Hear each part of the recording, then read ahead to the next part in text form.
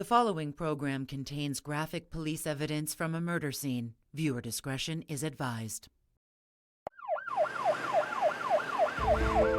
August 15th, 2007, at about 6:20 in the evening, Monroeville police are called to this townhouse by panicked neighbors who heard terrifying screams. The first officer on the scene sees a neighbor outside helping a bloodied teenage girl struggling to talk. I positioned myself so she was crouched up against my legs to support her. Police discover the bloodied girl is an attractive, popular 16-year-old Gateway High School cheerleader. She'd been stabbed 16 times. It's very unusual to have someone so young have such severe, injuries.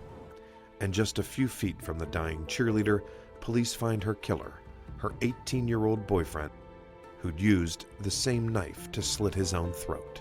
He had a severe slash across his throat, almost from ear to ear. When police got a call that a young woman had been stabbed outside a townhouse... The young man survives, the young girl dies. Shocked family and friends console each other at the scene. Parents and friends of the victim tell the news media the murdered girl was in the process of breaking up with the boyfriend. She was sweet, she wouldn't hurt anybody. Beautiful.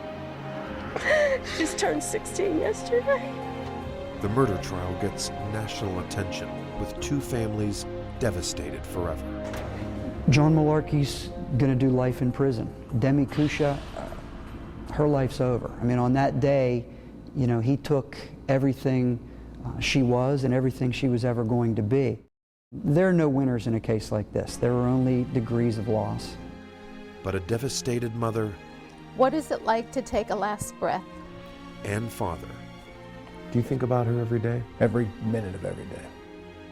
Would turn their loss into a mission locally and nationally. And Mr. Cuccia, our condolences. I know you are determined to let something good come out of this. To stop teenage dating violence after the murder of Demi Cuccia.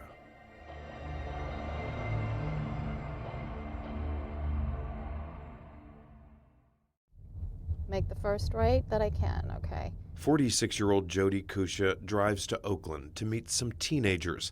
She brings her 16-year-old daughter Sage, too. They want to meet the young people who are rehearsing a new play called Everything is Fine. Okay, so everyone knows how this show is to benefit the Demi Cuccia Foundation. Well, today her mother is actually here to talk to us and answer some questions that we have. So, everyone, this is Jody Cuccia. Hey guys. Thank you. These teenagers wrote and will perform the play about teenage dating violence. Jody Cuccia sits nervously watching a chilling act. All right. Listen closely, because I'm only going to say this once. Stay away from my girl. Oh, we're not. What, you think I'm stupid? Stay away from my girl. No one's ever going to come between me and my girl. For Jody Cuccia, this play represents hope and reality as she thinks of what happened to her Demi. What's your name? Demi. Demi? Demi what? That's Demi. Is that Demi? Yeah. This is Jacob. And that's Jacob. As a child, Demi Cuccia just loved welcoming people and talking. Oh, and where are you? On the laptop. Dancing with older brother Jake, these two seemed inseparable at any age. Your spirit. I love you so much. And what is your mother's name? Demi was this bubbly little ball of energy. Her uncle would call her Smiley, because she was always smiling. See you later. When baby sister Sage came along, it was a threesome. Favorite fun place as the three Cuccia kids got older? Summers at Conneaut Lake. And even in adolescence, Demi remained extroverted.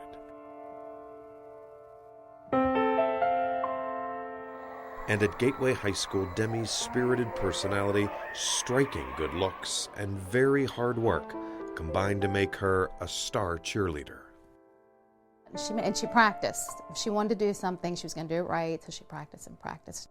She was an honor student. She had so much going for her. Popular? Yeah, she was popular. Plenty of friends, many of them boys, but not a boyfriend until she was 15. An older boy named John Malarkey, a friend actually of Demi's brother Jake, showed some interest. And then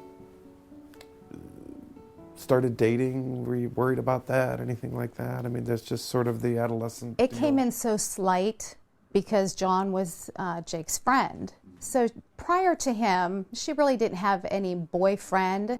By the time Demi approached her 16th birthday in August of 2007, neither Jody nor her ex-husband Gary knew anything was wrong with their daughter's relationship with John Malarkey. Gary hosted his daughter's birthday party at his home in Greensburg just a few days before her birthday. That was the weekend right before her 16th birthday, and we celebrated a birthday here at the house. And, you know, at the time, I just thought everything was fine. Everything was not fine, but those who loved Demi Cuccia and John Malarkey wouldn't know that until it was too late. Gary Cuccia eventually found out his daughter had broken up with Malarkey 2 weeks before her August 14th birthday. I'll tell you what I think really set it off is the day before this happened was Demi's 16th birthday. And she had went out that afternoon with a group of friends, teenage friends that were friends of hers. Well, one of those friends happened to be a boy that Demi had feelings. She's starting to have a crush on this boy. And I think that's what really set him off.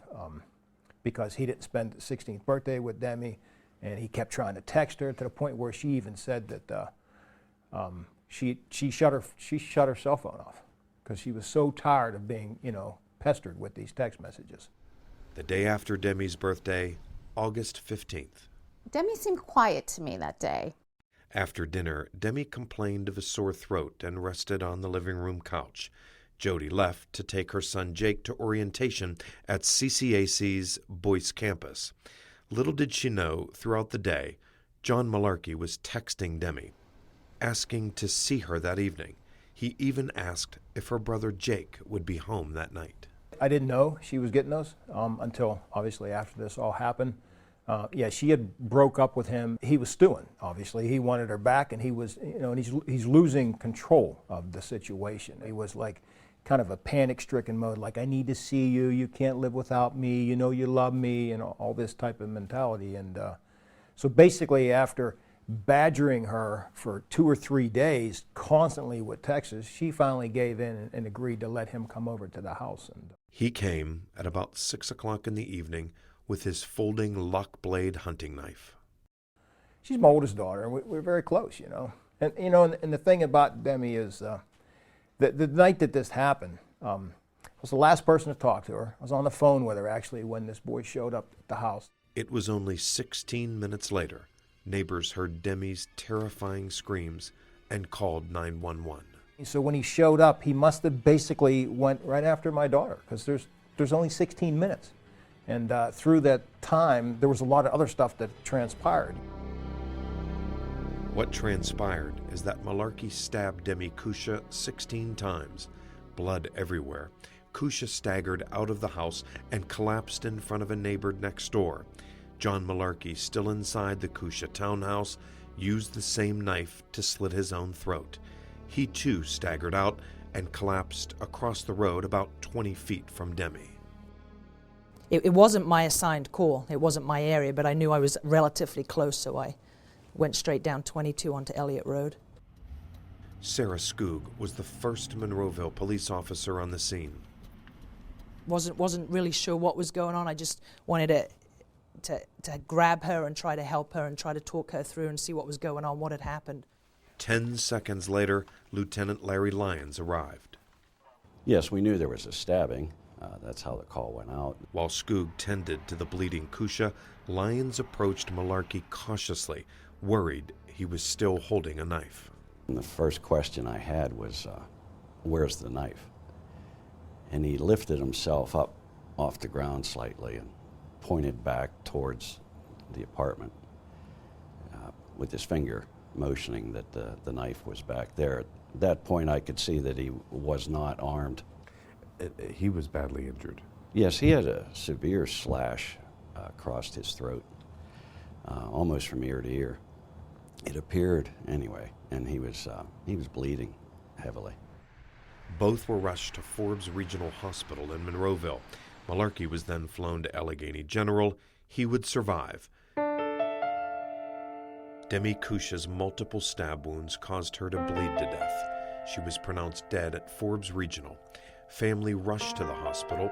Jody remembers comforting Jake, in shock because his friend had killed his little sister. We had to take him into the room, and he basically just, laid across her and